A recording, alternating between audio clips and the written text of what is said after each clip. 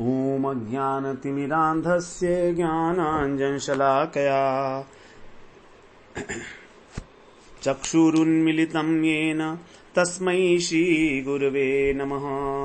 वन्देऽहं श्रीगुरो श्रीयुत्पदकमलं श्रीगुरून् वैष्णवांश्च श्रीरूपं साग्रजातं सहगण रघुनाथान्वितं तं सजीवं साद्वैतं सावधूतं परिजनसहितं कृष्ण चैतन्यदेवं श्रीराधा कृष्णपादान् सहगण ललिता श्रीविद्या विशाखान्वितांश तमादिदेवं करुणानिधानं तमालवर्णं सुहितावतारम् अपार संसार समुद्र सेतुं भजामहे भागवत स्वरूपम्। हे देव हे दैत हे भुवनैक बंधो, हे कृष्ण हे चपल हे करुणैक सिंधो, हे नाथ हे रमण हे नयनाभिराम, हा हा कदानुभवितासि पदं दृशोर्मे। श्री कृष्ण चैतन्य प्रभो नित्यानंदा, श्री अद्वैत गदाधर शिवसदी गौरभक्त वृंद।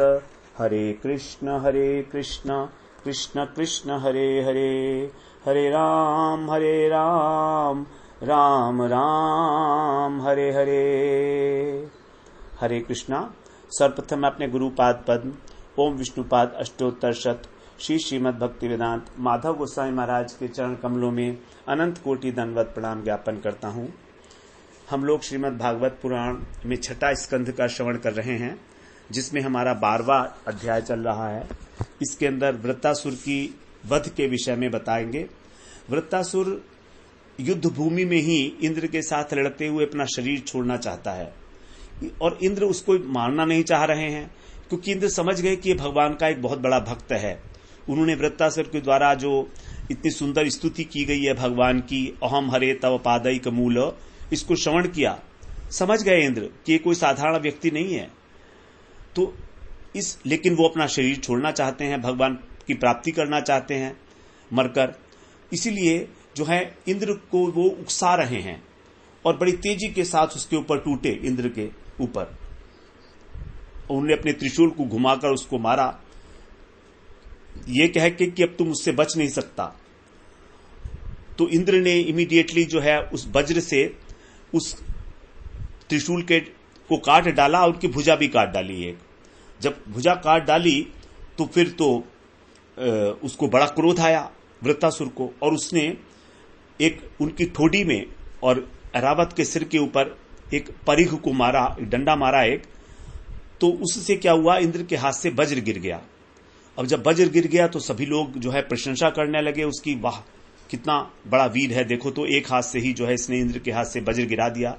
लेकिन तभी ध्यान आया कि अरे इंद्र तो अब संकट में पड़ गए, तो हाय हाय करके चिल्लाने लगे। अब इंद्र को लज्जा आ गई, क्योंकि वो जो वज्र था उनका वो उसी के पास जाकर गिरा था। अब वहां से उठाने में उनको लज्जा आ रही है।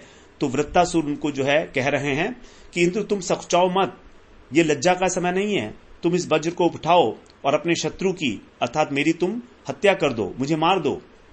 क्योंकि हम ऐसा सोचते हैं कि मारने मरने वाले हम हैं, ऐसा है नहीं। लेकिन युद्ध के अंदर जय पराजय जो होती है वो तो सब भगवान के हाथ में है, हमारे हाथ में तो कुछ भी नहीं है। हम तो यंत्रवत कार्य करते हैं काल के अधीन होकर। तो जैसे एक कठपुतली है, उसको नचाता है एक जो है कठपुतली वाला, उसी प्रकार से हम भी नाच रहे हैं भगवान के हाथों में। और विश्व की कोई भी प्रकृति के 24 तत्व मिलके भी इस विश्व की सृष्टि नहीं कर सकते जब तक भगवान ना चाहें। इसीलिए जो व्यक्ति भगवान को अपने को ही कर्ता और भोक्ता मान लेते हैं वे बड़े दुर्भाग्यशाली हैं, क्योंकि ऐसा देखते हैं कि हमारी इच्छा से तो सब होता ही नहीं है, हमको मृत्यु हो जाती है, हमारी इच्छा नहीं होती। उसी प्रकार से हमको जो है अनेक प्रकार की जो लक्ष्मी है, यश सम्मान इत्यादि भी जो है जब समय अनुकूल होता तो मिल ही जाते हैं। अब 14वें श्लोक में बोल रहे हैं, तस्मात् कीर्ति यशसुर जयापयजयोरपि समय स्यात् सुख दुःखाभ्याम मृत्यु जीवितयोस्तथा। बड़े सुंदर उपदेश दे रहे हैं वृत्तासुर यहां पर इंद्र को। अब क्योंकि महात्मा है, वो भगवान के भक्त हैं, तो कह रहे हैं इसलिए अकीर्ति, यश, जय, पराजय, इसमें भी मृत्यु और जीवन में भी सुख दुख के प्रति समान रहना चाहिए। समय स्यात्, हमेशा समभाव रखे। सब परिस्थितियों में किसी प्रकार की हर्ष और शोक के वशीभूत नहीं होना चाहिए हमको। हानि लाभ जीवन मरण यश अपयश विधि हाथ, इसलिए इसमें बहुत अधिक व्यग्र होने की, व्याकुल होने की क्या आवश्यकता है। 15वें श्लोक में बोलता है सत्वं रजस्तमैति प्रकृतिर्नात्मनो गुणा तत्र साक्षिणमात्मानं यो वेद न स बध्यते। जो प्रकृति के 3 गुण हैं, सत्व रज और तम, ये गुण हैं, ये प्रकृति के हैं, न आत्मन है, आत्मा के नहीं है। आत्मा तो बिल्कुल अस्पृष्ट है इनसे, आत्मा को तो स्पर्श भी नहीं कर सकते। तत्र साक्षिण आत्मानम, इनके अंदर जो आत्मा है वो केवल साक्षी मात्र है। तो जो पुरुष आत्मा को केवल साक्षी मानता है, यह वेदः, जो इस प्रकार जानता है आत्मा को, न स बध्यते, वो कभी कर्म के बंधन में नहीं पड़ता, अर्थात गुण दोष से लुप्त नहीं होता वो, क्योंकि उसके अंदर ना तो कर्तापन का अभिमान है ना भोक्तापन का। वो जानता है कि गुण ही गुणों में बरत रहे हैं। गुणा गुणेषु वर्तन्त इति मत्वा न सज्जते, गीता में स्पष्ट किया कि गुण ही गुणों में बरत रहे हैं। इसलिए जो तत्वविद व्यक्ति है वो कभी भी इस संसार की वस्तुओं के प्रति जो है आसक्त नहीं होता, वो जानता है, इसीलिए वो कभी किसी प्रकार के बंधन में नहीं बंधता है। आगे 16वें श्लोक में बोलते हैं पश्य माम निर्जितम शक्र वृकणायुध भुजम मृधे घटमानम यथा शक्ति तव प्राण जिहीशया। हे देवराज इंद्र, शक्र माने इंद्र, मृधे निर्जितम, इस युद्ध में विजित प्राय, निर्जितम माने तुम तो लगभग जीत ही गए हो, तुमने मेरा हाथ तो काट ही दिया है, तो मुझे देखो तुम। माम पश्य, तुम मुझे देखो तो सही, क्या कि इस मृधे निर्जितम, इस युद्ध को तुमने जीत सा ही लिया है। आयुध वृक्ण भुजम, तुम्हारे अस्त्र से मेरी भुजा जो है कट गई है, ऐसा होने पर भी तव प्राण, तुम्हारा प्राण लेने के लिए जिहीर्षया, मेरी इच्छा है, मेरी इच्छा है कि मैं तुम्हारी प्राणों को ले लूं। यथाशक्ति घटमानम, मैं अपनी यथाशक्ति प्रयत्न भी कर रहा हूं। तुम मुझे देखो, तुमने मेरा हाथ काट दिया तो एक प्रकार से तुमने मुझे परास्ती कर दिया, लेकिन फिर भी मैं तुम्हारे प्राण लेने के लिए यथाशक्ति प्रयत्न कर ही रहा हूं ना। इसी प्रकार से तुम ये स्वीकार मत करो कि जय पराजय किसकी होगी। तो जानता है वो कि वो इंद्र से हराए जाने वाला है, स्वेच्छा से उसने स्वीकार किया है, लेकिन इंद्र क्योंकि उसका शत्रु है इसलिए इंद्र को मारने के लिए प्रयत्न भी कर रहा है, साथ साथ अपना कर्तव्य निभा रहा है। वो इतना बलशाली है, इतना महान है इस समय वृत्तासुर यहां पर, कि वो इंद्र के गुरु का रोल कर रहा है। यद्यपि वो हारने वाला है, लेकिन तो भी उसके मन में किसी प्रकार की कोई व्याकुलता नहीं है, भरसक प्रयत्न कर रहा है जीतने के लिए, विषम परिस्थिति में भी दुखी नहीं है। इसलिए इंद्र को कह रहा है कि तुम भी जो है उदासीनता को त्यागो और युद्ध कंटिन्यू करो, युद्ध रखो चालू। तो मनुष्य को हमेशा सब परिस्थितियों में अपने कर्तव्य का निर्वहन करना चाहिए। क्या परिणाम होगा क्या नहीं होगा, इसको तो छोड़ देना चाहिए भाग्य के ऊपर। जो होगा वो ठीक है, स्वीकार करेंगे, उसमें इतनी व्याकुलता की क्या आवश्यकता है। यही उपदेश जो है दे रहा है, बड़ा गुरु का रोल अदा कर रहा है यहां पर शिक्षा देते हुए। अपना एग्जाम्पल दे रहा है खुद ही। 17वें श्लोक में कह रहा है प्राणग्लहोयम समर ईक्ष्वक्षो वहनासन अत्र न ज्ञायते मुष्य जयो मुष्य पराजय।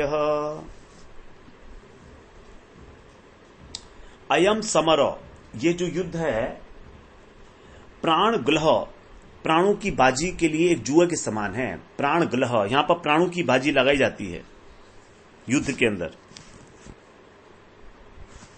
युद्ध क्या है? एक जुए का खेल ही तो है, कौन जीतेगा कौन हारेगा मालूम नहीं है। इशु अक्ष, इशु माने बाण और अक्ष माने पासा, जिससे चौपड़ खेली जाती है, जुआ खेला जाता है। तो इसमें जो बाण है वही पासे हैं, और वाहन क्या है? चौसर है। आसन, आसन का मतलब चौसर।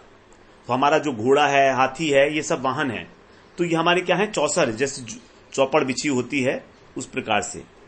अत्र अमुष्य, इसमें अमुक की विजय होगी, जय माने जय होगी, और अमुष्य पराजय, इसकी जो है पराजय होगी और इसकी विजय होगी। न ज्ञायते, नहीं जाना जा सकता, अंत तक ये नहीं जाना जा सकता युद्ध के अंदर कि कौन जीतेगा और कौन हारेगा, क्योंकि ये तो एक जुए की भांति है युद्ध। प्राणों की बाजी लगानी पड़ती है इसके अंदर। ये नहीं जानता कोई भी कौन जीतेगा कौन हारेगा, सब विधाता पर निर्भर है। अब 18वें श्लोक में सुखदेव जी कह रहे हैं, इतना जो है शिक्षाप्रद उपदेश दिया है इंद्र को वृत्तासुर ने। हम समझ सकते हैं कि वृत्तासुर कितने महान भक्त हैं। दूसरे श्लोक से आरंभ किया था। वृत्तासुर ने अपना जो है उपदेश देना, और फिर आगे जो है यहां पर छठे श्लोक से फिर आरंभ किया, दोबारा से छठे श्लोक से किया आरंभ, दूसरे से नहीं, छठे श्लोक से कहेंगे। तो छठे श्लोक से 17वें श्लोक तक 12 श्लोकों के अंदर उपदेश है वृत्तासुर का, कि किस प्रकार से जो है हमको स्वीकार करनी चाहिए इस युद्ध में जय और विजय।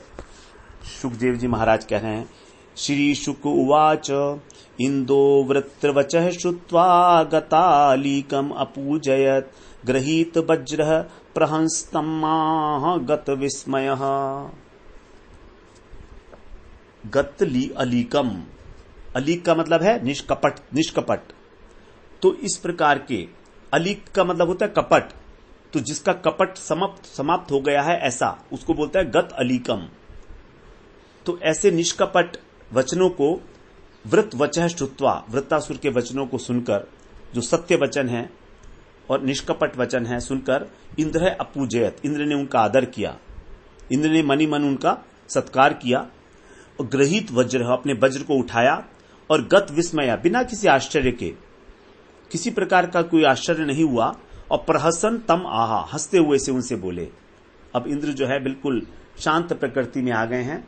जब इस प्रकार से जो है कहा उसने कि वो तो बिल्कुल तैयारी खड़े हुए हैं मरने के लिए, बिल्कुल निष्कपट सारी बातें उन्होंने सुनी, तो इंद्र ने उनकी बड़ी प्रशंसा की, वज्र को हाथ में धारण किया, और फिर हंसते हुए से बोले, प्रहसन तम आहा, बोले इस प्रकार से। तो अब कह रहे हैं इंद्र उवाच अहो दानव सिद्धोसी यस्य ते मतिरीदृशी भक्त सर्वात्मात्मानं सुहृदम जगदीश्वरम। देवराज इंद्र कह रहे हैं, अहो दानवराज, हे दानवों के देवता, सिद्ध असी, तुम तो सिद्ध हो, सचमुच रूप से तुम तो सिद्ध महापुरुष हो। मैं देखता हूं, यस्य ते ईदृशी मति, जो तुम्हारी ऐसी बुद्धि है, इस प्रकार की तुम्हारा जो धैर्य है, ये आत्मानम सुहृदम, और तुम अपनी आत्मा के जो सुहृद हैं, जगदीश्वरम, भगवान हैं, जगत के ईश्वर हैं, सर्वात्मना भक्तः, उन संपूर्ण हृदय से तुम उनके भक्त हो, मैं जान गया हूं। तुम्हारा जो भगवत भाव है, तुम्हारा जो धैर्य है, तुम्हारा जो निश्चय है, तुम्हारी मति के अंदर, तुम्हारी बुद्धि के अंदर, ये, क्योंकि हमारी बुद्धि में ही हमारा निश्चय होता है, धैर्य होता है, तो इस प्रकार से इतना विलक्षण है ये। और तुम सभी प्राणियों के जो सुहृद हैं, भगवान जगदीश्वर, उनके अनन्य भाव से भक्त हो तुम। भक्तः सर्वात्मना, सब प्रकार से तुमने अनन्य शरणागति ली हुई है भगवान की। मैं समझ गया हूं इस बात को, तभी तुमको किसी प्रकार का ना तो लाभ है ना हानि है, उसकी चिंता ही नहीं है। भगवान ने कहा है, यम लब्ध्वा चापरम लाभम मन्यते नाधिकम ततः, यस्मिन स्थितो न दुखे न गुरुणापि विचाल्यते। जिसको प्राप्त करके जितना लाभ है उस लाभ से अधिक वो किसी चीज को नहीं मानता भगवान का भक्त। कभी भी सत्य के पथ से विमुख नहीं होता, क्योंकि उससे बड़ा कोई लाभ है ही नहीं। और ऐसी स्थिति को प्राप्त हुआ जो महापुरुष है वो बहुत बड़े बड़े दुख के बीच में विचलित नहीं होता। यस्मिन स्थितो न दुखे न गुरुणापि, अत्यंत दुख में भी न विचाल्यते, विचलित नहीं होता। तो शुद्ध भक्त भगवान का किसी भी चैलेंज को स्वीकार कर लेता है, क्योंकि उसको विश्वास है ना भगवान के ऊपर। उसने भगवान का ही आश्रय लिया हुआ है, वो भक्ति योग में स्थिर हो चुका है।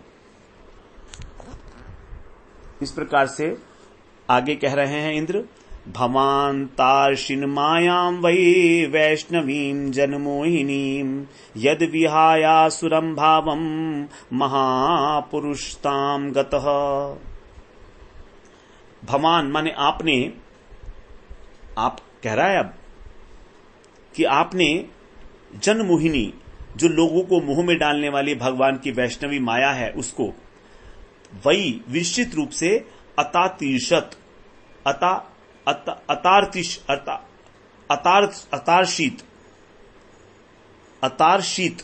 तुमने उसको निश्चित रूप से पार कर लिया है। यत आसुरम भावम, क्योंकि तुमने अपने आसुर भाव को विहाय माने छोड़कर महापुरुषताम गतः, तुम महापुरुषता को प्राप्त हो गए हो। तुमने भगवान की जो वैष्णवी माया है, जिसको भगवान ने कहा देवी येषा गुणमयी मम माया दुरत्यया, ऐसी दुरत्य माया को भी तुमने जो है पार कर लिया है, क्योंकि तुमने भगवान का आश्रय लिया है। मामेव ये प्रपद्यन्ते माया में ताम तरंती थे, इस बात को तुमने सत्य किया है, क्योंकि तुमने भगवान का आश्रय लेकर भगवान की माया को पार कर लिया है, और इसलिए अब तुम महापुरुष के पद पर आसीन हो गए हो, महापुरुष हो गए हो तुम। 21वें श्लोक में बोलते हैं, खल्विदम महदाश्चर्यम यद रजः प्रकृतेस्तव वासुदेवे भगवती सत्वात्मनि दृढ़ामति। अवश्य ही, खलु माने निश्चित रूप से, इदम माने यह, महत आश्चर्यम, बड़े आश्चर्य की बात है। क्या कि यत रजः प्रकृते, कि जो रजोगुणी स्वभाव है, असुरों का स्वभाव कहा जाता है रजोगुणी होता है। रजोगुण का मतलब जो अपने स्वार्थ से ही जो है परिचालित होते हैं, हर चीज में अपना स्वार्थ देखते हैं। तो ऐसे मनुष्य जो है वो भी रजोगुणी ही है। तो ऐसे जो रजोगुणी स्वभाव है उसको तुम्हारी सत्व आत्मनि, सत्व स्वरूप जो बुद्धि है, सत्व स्वरूप जो भगवान है, भगवती वासुदेवे, उनके अंदर तुम्हारी दृढ़ामति, तुम्हारी दृढ़ बुद्धि लग चुकी है। दृढ़ता के साथ तुमने अपनी बुद्धि को भगवान में लगा लिया है, जो विशुद्ध सत्वात्मक हैं। यद्यपि असुर लोग तो असुर होते हैं, रजोगुणी प्रकृति के होते हैं। बड़े आश्चर्य की बात है यही कि तुम रजोगुणी होते हुए भी और विशुद्ध सत्व के अंदर अपनी बुद्धि को आवेशित कर पाए हो, बड़ी महिमा है। अवश्य ही तुम्हारा बहुत बड़ा प्रारब्ध है, बहुत बड़ा सुकृतियां है तुम्हारी भगवत उन्मुखी। इस प्रकार का जीवन में तुम्हारे देखा जा रहा है। 23वें श्लोक में, अब 22वें श्लोक में कह रहे हैं, यस्य भक्तिर भगवती हरौ निश्रेयसेश्वरे विक्रीडितो अमृतां बोधौ किम क्षुद्रै खात कोदकै। ये बड़े इंपॉर्टेंट हैं सारे इंद्र के जो वाक्य हैं, 19, 20, 21, 22 कह रहे हैं कि अम्बोधौ किम क्षुद्रै। ये अम्बोध का मतलब समुद्र, अमृत माने अमृत। तो अमृत समुद्र में जो खेल रहे हैं विक्रीडितः, ऐसे उनको क्षुद्र खातकई उदकई किम, तुच्छ गड्ढों के जल से क्या प्रयोजन। जो हमेशा समुद्र में अमृत के समुद्र में क्रीड़ा करते हैं, तो तुमको क्या आवश्यकता है कि तुम क्षुद्र गड्ढों के जल से कोई प्रयोजन हो। क्या कारण है, निश्रेयसी ईश्वरे भगवती हरौ, क्योंकि तुम्हारी अपने परम कल्याण के लिए तुम्हारे जो ईश्वर हैं, भगवान हैं, भगवान हरि, यस्य भक्ति, जिनकी भक्ति उसमें है। तो परम कल्याण के जो स्वामी हैं भगवान श्री हरि, यदि उनके चरणों में हमारी प्रेम हो जाए, उनके अंदर भक्ति हो जाए, तो फिर जगत के भोगों की क्या आवश्यकता है। हम जो ये युद्ध इत्यादि करते हैं, ये तो इसलिए करते हैं ना कि स्वर्ग के भोग मिलेंगे हमको। लेकिन जो भगवान की भक्ति करता है वो तो भगवान के जो अमृत का सागर है उसमें तैरता है, फिर उसको छोटे छोटे गड्ढों में भरा हुआ जो जल है उसको क्या आवश्यकता है। तो वृत्तासुर पहले कह ही आए हैं कि न नाक पृष्ठम न पारमेष्ठम, मुझको कुछ भी नहीं चाहिए, इस सुख सुविधाओं की कामना नहीं चाहिए मुझे, ब्रह्मलोक, स्वर्गलोक, ध्रुवलोक, मैं तो भगवान के धाम में ही वापस जाना चाहता हूं। यही वास्तव में भगवान के भक्तों का संकल्प होना चाहिए कि हमें केवल भगवान के धाम में ही वापस लौटना है। हमें केवल उन महापुरुषों की संगति चाहिए जो रसिक महानुभाव हैं, जो भगवान के प्रेम में डूबे हुए रहते हैं, और बाकी जितने सांसारिक सुख हैं ये तो गड्ढे में भरे हुए जल के समान है, जबकि वैकुंठ धाम में नित्य चिन्मय सुख की प्राप्ति है जो अमृत के समान है। अब 23वें श्लोक में सुखदेव जी महाराज कह रहे हैं, श्री शुक उवाच इति ब्रुवाणा वन्योन्यम धर्म जिज्ञासया नृप युयुधाते महावीर्याविंद्रवृत्तो युधाम पति। कह रहे हैं, हे नृप, हे राजन, धर्म जिज्ञासया, धर्म को जानने की इच्छा से, अन्यम इति ब्रुवाणम, एक दूसरे से इस प्रकार कहते हुए। अब यहां पर तो देखिए युद्ध भूमि के अंदर धर्म की जो है इष्ट गोष्ठी हो रही है। कुछ बातें वृत्तासुर ने इंद्र को समझाई, फिर इंद्र उनको समझा रहे हैं, तो यहां तो जो है धर्म की चर्चा हो रही है एक दूसरे से। तो कह रहे हैं धर्म की इच्छा से एक दूसरे को इस प्रकार कहते हुए, युधाम पति, जो युद्ध के पति हैं अर्थात दोनों योद्धा हैं, परम श्रेष्ठ हैं, महावीर्य महापराक्रमशाली हैं, वे इंद्रवृत्तौ, इंद्र और वृत्तासुर दोनों युयुधाते, युद्ध करने लगे। ये सब कहा उन्होंने एक दूसरे से, एक दूसरे का अभिवादन किया, एक दूसरे का आदर करते हुए, और अब युद्ध कर रहे हैं, क्योंकि युद्ध तो होना ही है, युद्ध तो होना ही है। संधि के लिए तो यहां पर आए नहीं है युद्ध भूमि में। वृत्तासुर तो मरना ही चाह रहा है और इंद्र समझ गए हैं कि वृत्तासुर की यही इच्छा है। अब 24वें श्लोक में कह रहे हैं, आवेद्य परिघम वृत्त काण्याय समन्दिरम समरिंदम इंद्राय प्राहिणोद घोरम वाम हस्तेन मारिश। हे मारिश, मारिश का मतलब परीक्षित महाराज के लिए है। हे राजन, अरिंदम, अरियु का दमन करने वाले, शत्रु का दमन करने वाले वृत्तासुर ने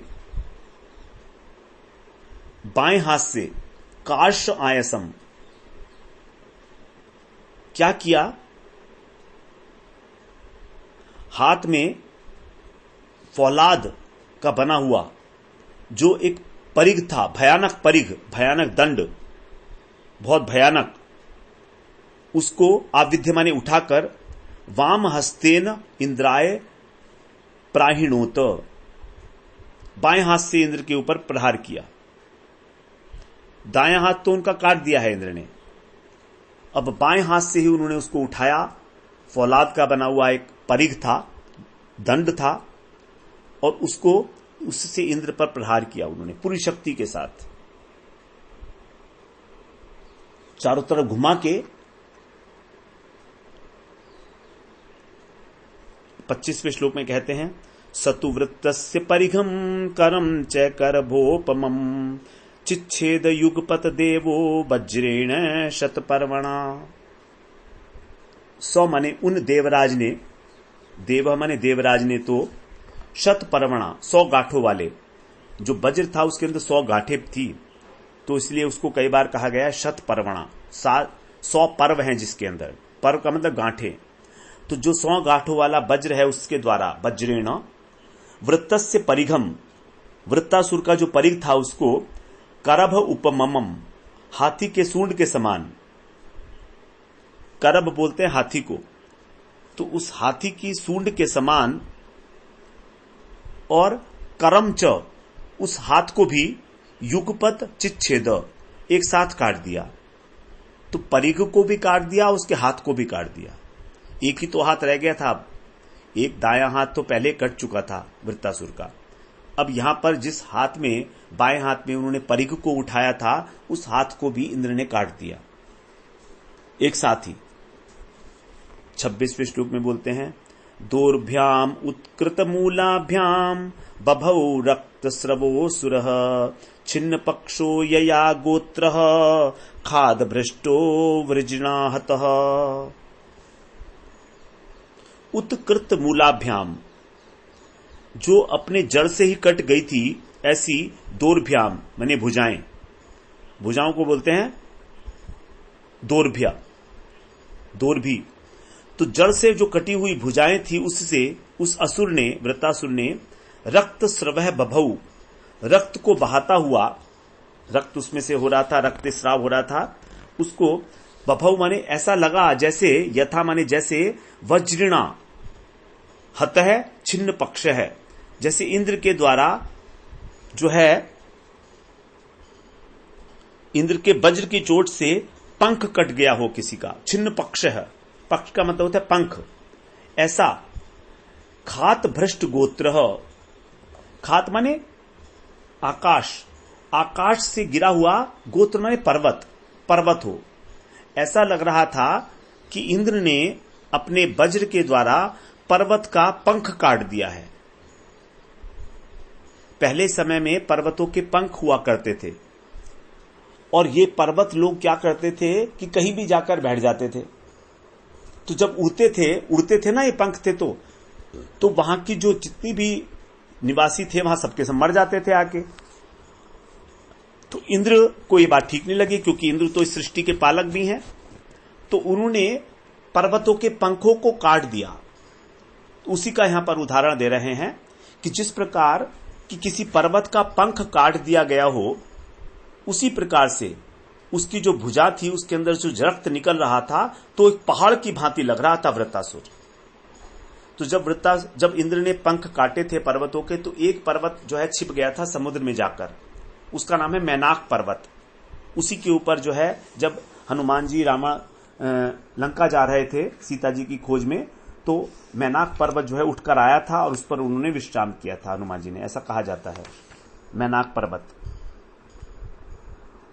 जैसे कोई आकाश से पर्वत गिर गया हो ऐसा लग रहा था, उसका हाथ कटकर पंख के समान। कृत्वा धराम हनुम भूमौ दैत्यो दिव्युत्तराम हनुम नभो गंभीर वक्त्रेण लेलिहोल बणजिह्वया।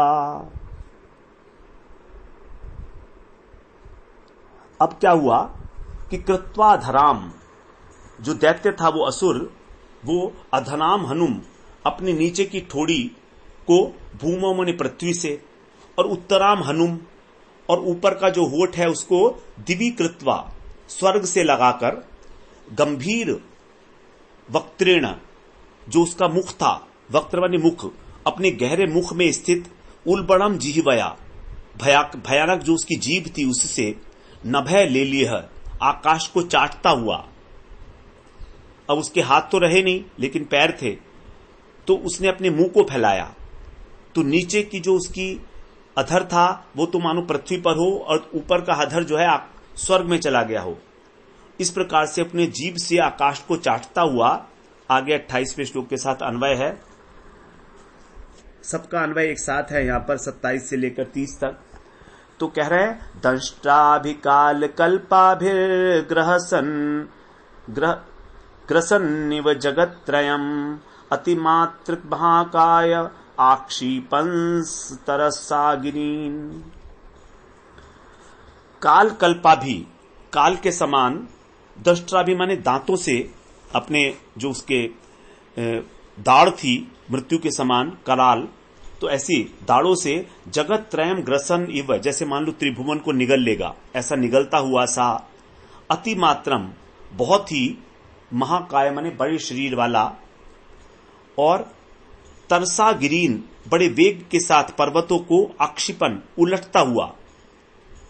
पर्वतों को तो ऐसे उलट रहा था जैसे कि कुछ हो ही नहीं, पत्थर पड़े हों उसके आगे, ऐसे। आगे 29वें श्लोक में, गिरीराट पादचारीव पदभ्याम निर्जरयन् महीम जग्रास ससमासाद्य व्रजिणम सहवाहनम। पादचारी अर्थात पैरों से चलने वाला, गिरिराट इव पर्वत के समान, गिरि पर्वत राज के समान, राट माने राजा, पदभ्याम महिम और पैरों से पृथ्वी को निर्जरयन रौंदता हुआ, सौ उसने ममासाद्य समीप पहुंचकर, समासाद्य समीप में पहुंचकर, इंद्र के समीप पहुंचकर, सवाहनम वाहन के सहित, व्रजिणम जग्रास इंद्र को निगल लिया। इस प्रकार वो इंद्र के पास आया, पृथ्वी को रौंदता हुआ, बड़े वेग के साथ पर्वतों को उलटता पलटता हुआ, और ऐरावत के साथ ही जो है इंद्र को लील गया। बिल्कुल कैसे? जैसे कि महाप्राणो महावीर्यो महासर्प इव द्वीपम वृत्रग्रस्तम तमालक्ष्य स प्रजापतयः सुरा हा कष्टम इति निर्वीणाश्चक्रुषु समहर्षयः। कैसे निगला उसने उनको? जैसे कोई महाप्राण अर्थात महापराक्रमी और महाबलवान अजगर, अजगर की भांति, महासर्प अजगर को कहते हैं, तो अजगर की भांति वो लील गया, निगल गया उसको अपने मुंह में। और द्वीपम माने ऐरावत हाथी को, और तम माने इंद्र को, वृत्रग्रस्त वृत्तासुर के द्वारा निगला हुआ देखकर, आलक्ष्य माने देखकर, सब प्रजापतयः प्रजापतियों के सहित, सुरा जो देवता थे अन्य, वे हा कष्टम हाय हाय देखो तो कितना बड़ा अनर्थ हो गया, कितना बड़ा अनर्थ हो गया। इस प्रकार से, इति माने इस प्रकार से, समहर्षय चक्रुषु, समहर्षय ऋषियों के साथ, चक्रुषु माने चिल्लाने लगे। जब उन्होंने देखा, प्रजापतियों ने, महर्षियों ने, देवताओं ने, कि वृत्तासुर ने तो इंद्र को ही निकल लिया, तो अत्यंत दुखी होकर हाय हाय करने लगे कि बड़ा अनर्थ हो गया भाई, देखो तो विलाप करने लगे। तो 27 से लेकर 30वें श्लोक तक का अन्वय एक साथ ही है, इसमें एक साथ ही पढ़ा हमने लगभग। अब आगे 31वें श्लोक में कह रहे हैं, निगीर्णोप्यसुरेन्द्रेण न ममारोदरम गतः महापुरुष सन्नद्धो योग माया बलेन च। असुरेन्द्रेण जो असुरों का इंद्र है वृत्तासुर, उनके द्वारा निगीर्ण अपि निगल लिए जाने पर भी, उदरम गतः उदर में पहुंचकर, पेट में पहुंचकर, महापुरुष भगवान नारायण रूपी जो सन्नद्ध कवच को धारण किए हुए थे, क्योंकि इंद्र तो नारायण कवच को धारण किए हुए हैं, तो इसलिए उस नारायण कवच को धारण करने के कारण, तथा योग माया बलेन च, और योग माया के बल से, न ममार इंद्र मरे नहीं, अपने को उन्होंने सुरक्षित कर लिया, क्योंकि उनके पास नारायण कवच का बल था और योग माया का बल तो था ही, इसीलिए पेट में पहुंचकर भी वे मरे नहीं उसके। 32वें श्लोक में बोलते हैं, भित्वा व्रजेण तत्कुक्षिम निष्क्रम्य बलभिद विभु उच्च कर्त शिरः शत्रुर गिरीशंगमिवौजसा। तत्कुक्षिम वज्रेण भित्वा, उसकी कुक्षी को अर्थात उसकी कोख को उन्होंने क्या किया, वज्र से फाड़ दिया, भित्वा भेदन कर दिया उसका। और बल भी, और बल नामक दैत्य को मारने वाले जो इंद्र हैं, उन्होंने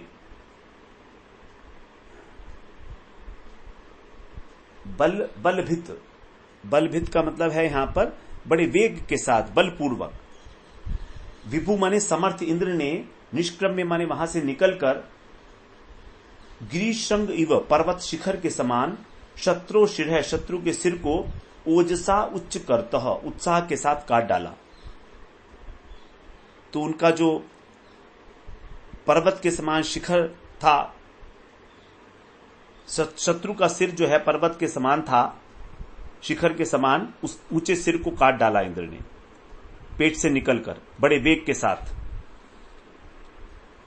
अब आगे 33वें श्लोक में बोलते हैं, वज्रस्तु तत्कंधर्माशु वेगः कृंतन समन्तात परिवर्तमानः न्यपातयत्तावदगर्हणे तावद तावद तावदह तावदहर गणेन यो ज्योतिषामय निवार्त्र हत्ये। आशु वेग, जो तीव्र वेग वाला वज्र था, उसने समन्ता चारों ओर से तत्कंधरम, उसके कंठ को कृंतन माने काटते हुए। तो जो वज्र था वो बड़ी तेजी के साथ जो है घूम रहा था और चारों तरफ से उसके कंठ को काट रहा था। परिवर्तमान, घूमते रहकर न्यपातयत, गिरा दिया उसको। यह ज्योतिषाम अयने, जो सूर्य इत्यादि ग्रहों का अयन है, अर्थात उत्तरायण और दक्षिणायन, अर्थात एक वर्ष। तावत अर्ह गणेन, उसने उतरे दिन तक, अर्थात एक उत्तरायण बीत गया और एक दक्षिणायन बीत गया, अर्थात एक वर्ष तक वार्त हत्ये, वृत्तासुर के वध में ही लगा रहा वो वज्र जो है। तो सूर्य को उत्तरायण और दक्षिणायन में जितना समय लगता है, एक वर्ष लगता है, उतने ही दिनों के अंदर जब वृत्तासुर के वध का योग उपस्थित हुआ, तब उसने उस वृत्तासुर की गर्दन को सब ओर से काटा और भूमि पर गिरा दिया। तो एक वर्ष उसको मारने में लग गया, उसकी गर्दन को काटने में। इतनी बड़ी गर्दन थी उसकी, और तभी उसका जो है योग उत्पन्न हुआ, समय उत्पन्न हुआ मरने का। इस प्रकार से एक वर्ष तक जो है वो चारों तरफ उसके घूमता रहा, 360 दिन तक, और तब उसकी गर्दन कटी। इतना बड़ा उसका शरीर था। अब 34वें श्लोक में बोलते हैं, तदा चखे दुंदुभयो विनेदुर गंधर्व सिद्धा समहर्षि संघा वार्त्रघ्नलिंगैस्ततमभिष्टुमानवाना मंत्रैर्मुदा कुस्मैरभ्यवर्षन्। उस समय, तदा माने उस समय, आकाश में, खे माने आकाश में दुंदु भी बजने लगी।